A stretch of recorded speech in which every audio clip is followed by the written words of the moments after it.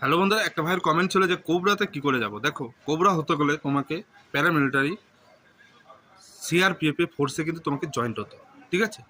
CRPF এর full form হচ্ছে central reserve police force, ওকে। তো সিআরপিএফ এ জয়েন্ট হওয়ার পর তারপরে তোমাকে কোবরার জন্য ডিমান্ড আসবে।